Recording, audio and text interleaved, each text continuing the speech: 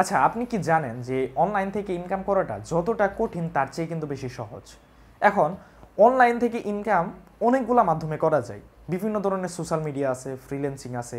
তবে অনেকেই কিন্তু ফ্রিল্যান্সিং নাম শুনেছেন।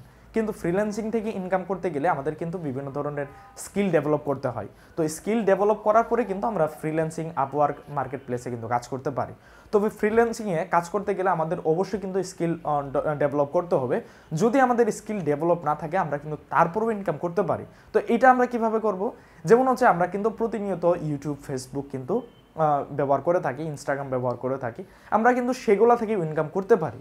এখন ইনকাম করার কথাটা বললাম দেখে যে ইনকাম করাটা এতটা সহজ এমনটা কিন্তু না। তবে যদি হ্যাঁ, আপনি 100% এইখান থেকে ইনকাম করতে পারবেন, বাট এইখানে আপনাদেরকে অবশ্যই আপনার ভালো কিছু করতে হবে। যেমন হচ্ছে আপনি যদি ফেসবুকে কন্টেন্ট ক্রিয়েট করেন অথবা ইউটিউবে কন্টেন্ট ক্রিয়েট করেন, তাহলে আপনাদের ভালো কন্টেন্ট ক্রিয়েট করতে হবে, প্লাস হচ্ছে রেগুলারলি কাজ করতে হবে। তাহলে কিন্তু আপনি এইখান থেকে সফলতা অর্জন করতে পারবেন।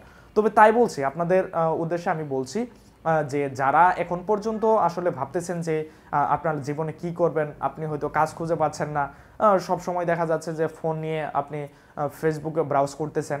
তো এগুলা না করে আপনার যে স্কিলটা আছে সেটাকে আপনি কাজে লাগান। তাহলে দেখবেন যে আপনার কিন্তু এখান থেকে কিছু পরিমাণ আপনি ইনকাম করতে পারবেন। তবে আপনি যদি ভালো কন্টেন্ট ক্রিয়েট করতে পারেন এবং কি এখানে যদি পরিশ্রম করতে পারেন, তাহলে কিন্তু এইখান থেকেও ভালো কিছু করা পসিবল। তো আজকের ভিডিওটি এই পর্যন্তই।